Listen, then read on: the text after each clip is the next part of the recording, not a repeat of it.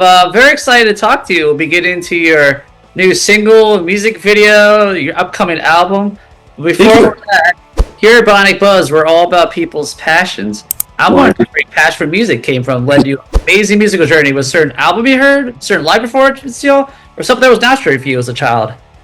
Oh, well, for me, my musical journey basically started out having a great mother and father who loved music. My dad was into the Stones, Zeppelin, The Who, that kind of stuff of rock and roll. My mother was into Motown, the Beatles, the Beach Boys, all that. So I had it coming from both sides, and I was always really grateful for them.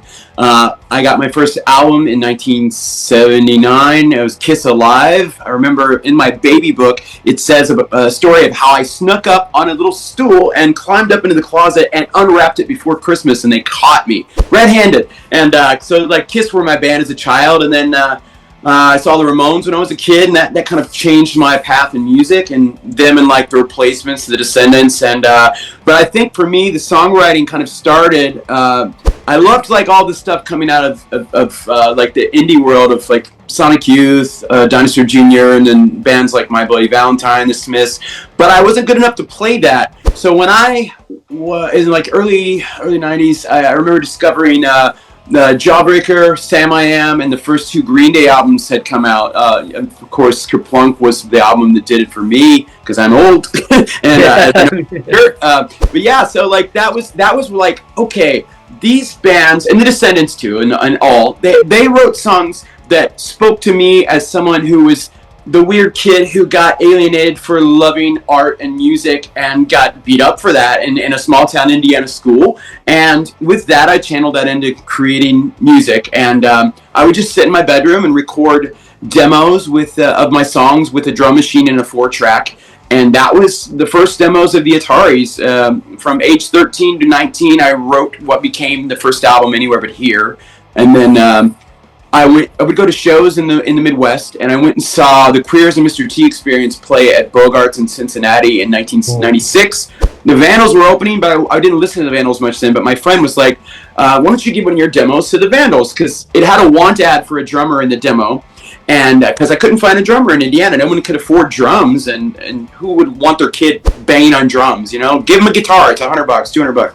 So through that, the Vandals wrote me a letter to the want ad, said, "Hey, the phone number no longer works. Can you call us? We want to put your record out." I thought it was a friend playing a joke, and then the rest is history. I called them up. They're like, "Can we fly you to California? Would you like to? We'd like to record you." I'm like, "That's all me on the demo and a drum machine." They're like, "Oh wow, it sounds like a drummer." I'm like, "That was the point, you know." And so I met first drummer through them, but unfortunately he battled addiction. He was addicted to heroin, and then he passed because of that. And it was just one of those things where I always wanted to keep going. But the Ataris in the studio was always me recording all the songs myself, just like that, and I just would have various live bands. But it was the guys, Mike, Chris, and John from the So Long Astoria area. They were like kind of the core band that became known as the main face of the Ataris. And yeah, those guys and us, they're in the new video. We still play music together live today, and yeah, they're real.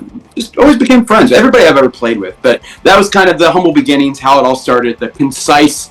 Least tangential version, but as you'll notice, all my stories are very tangential. Apologies in advance. No, it's very inspiring. Hopefully someone watching might be like, okay, maybe I should keep going. So yeah, well, nowadays too, you also, I think there's so many different platforms of how you can get your music out there, where then, you know, there was no MySpace, or there was no Facebook yet. It was just, you know, social media hadn't came out yet. So it was, you had to literally go and give your music handed off to the band behind the show after they play. And yeah, it was a 1 in a million kind of fairy tale chance. It's never lost on me, and always grateful for it every day of my life. So yeah, very cool. Well, let's dive into your new song, Car Song.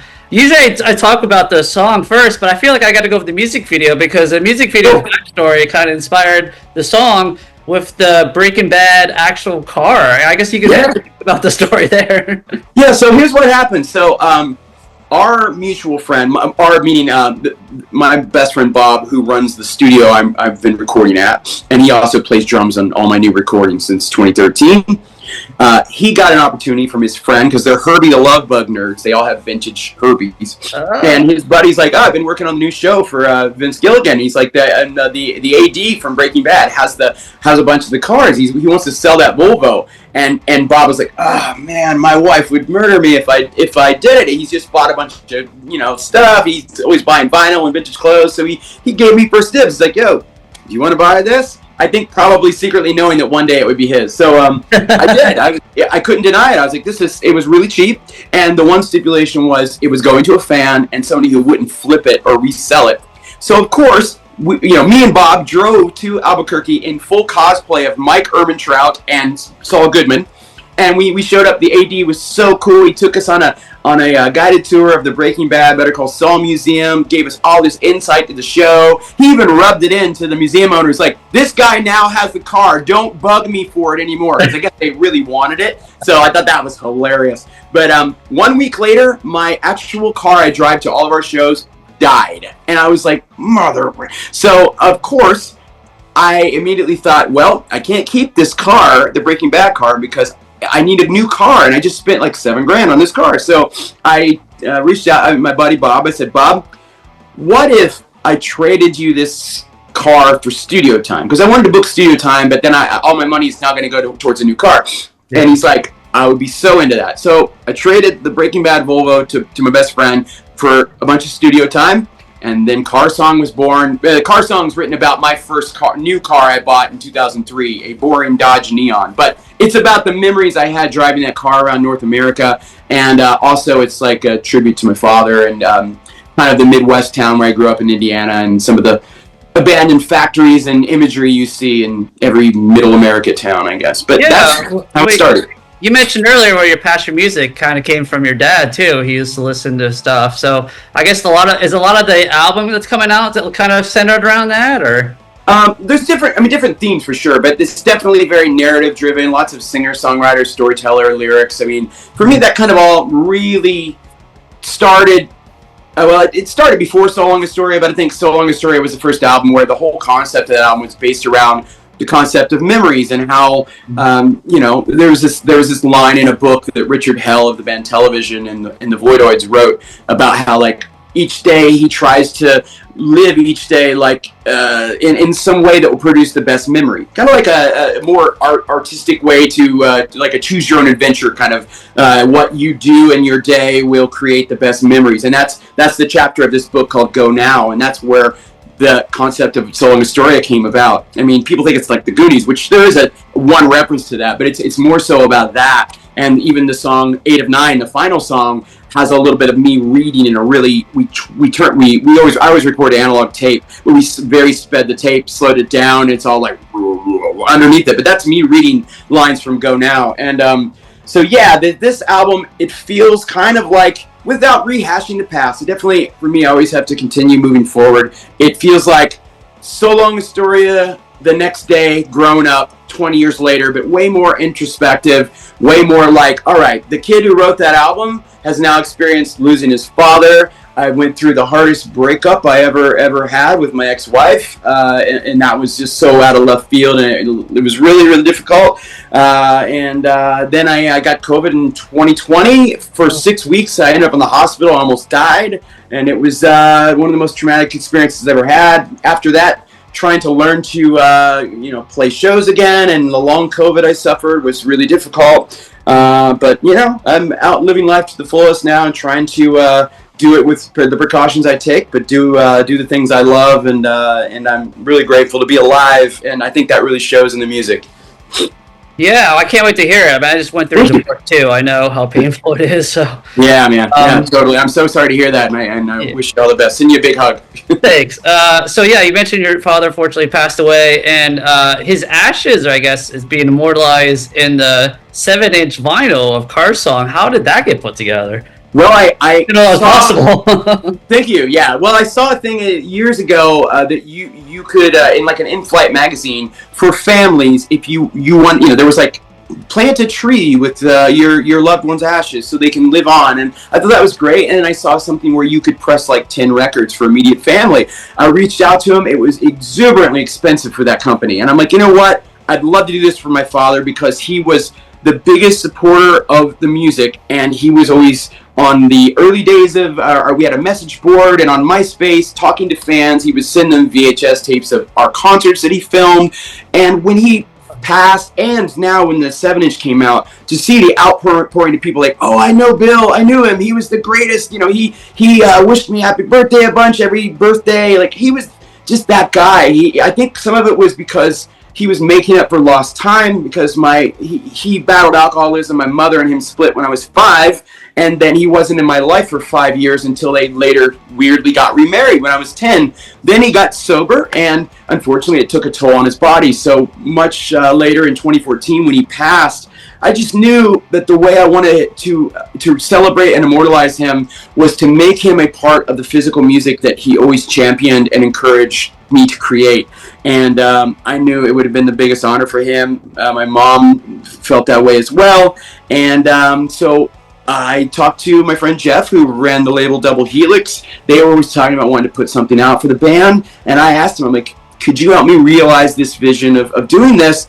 Because this company who will print 10, it was just too expensive. And I found doing an actual pressing of it was way cheaper. And not only that, but I felt like, okay, I can take this and make it even more special by I'm going to give away every cent I make from this vinyl and give it to a charity that will help people who have also battled addiction, depression, alcoholism, and give them some resources to help them in those times and make my dad's story end with something even more positive. And that's what we did. And I'm so grateful to Jeff and him at Double Helix for helping me realize this dream. And I know my father would be beyond thrilled. And at the end of the day, it was something for him. I am just grateful that I could use it for something positive and just make him part of the music for the rest of time. Love that.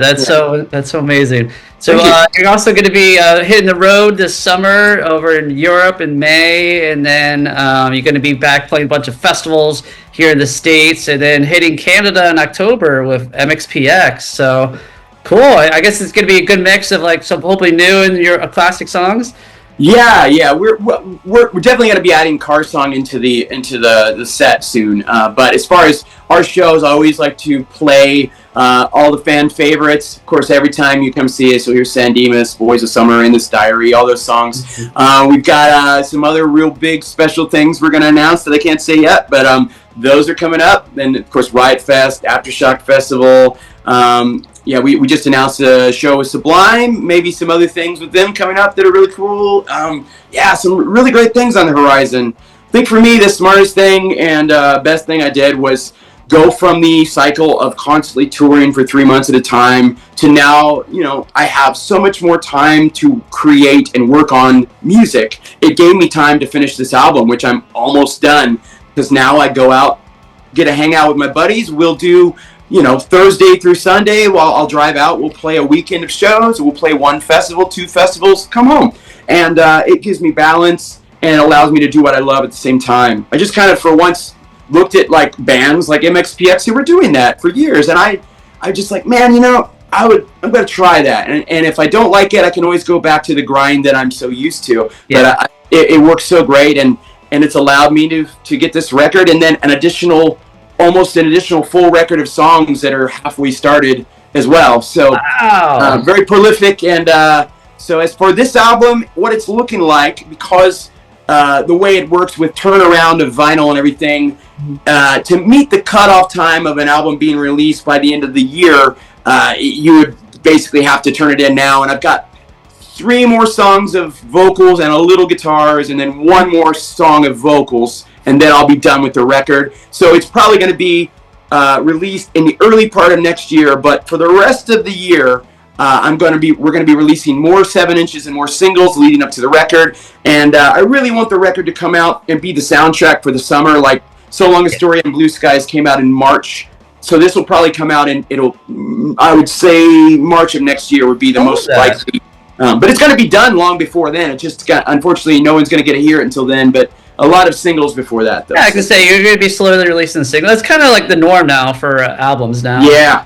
It's weird because, being 48, for me, if I heard a bunch of the songs from the record before it came out, I'd be like, man, I want to hear them like as a surprise, but that's not how it works now, Yeah. I mean, but that's cool. I think it's going to be good anticipation because it allows us to kind of like, reintroduce ourselves to those people who like, oh, I remember this band, we were always out there playing, but, I always forget that there's this whole sect of the world who just maybe turn on the radio on their way to work or whatever, and those people were our fans, and they still maybe are, but they just forgot, like, oh yeah, the band that played In This Diary or Boys of Summer, and that's cool, but, those diehards, I'm so grateful for those people that kept coming to see us live. Now hopefully we can reach some new fans, like our bass players, kids' age, or like that. That's cool because all those kids are discovering. Miles, our bass player son, will always. It is weird that a lot of like the pop punk emo scene now becoming again, which is cool, Yeah, it works out. Yeah, I feel like our band definitely, as much as I don't think we sound like a lot of that stuff, I feel like we definitely get a lot of the wave of that because we were on Warped Tour. We will, when those bands succeed, it's a success for us because if you see a My Chemical Romance or one of those bands doing massive shows, I mean, that's a band we came up playing with. So I'm grateful for that we have that kind of that thing has had a big resurgence with like when we were Young Fest and Warped Tour, and it's better for us because more people are going to come see us and buy the record. Absolutely. Well, I can't wait to hear the rest of the album. Thank you. Time we got our song. I'm going to have you links down below for the vinyl we mentioned earlier, all your upcoming tour dates, and all your social media links so we can all follow your journey going forward. Thank you so much for taking the time to talk to me, all right? And share. Pleasure was all mine. Thank you very much, and have a wonderful rest of your day, and a great shirt again. Thanks. Take care. Bye-bye.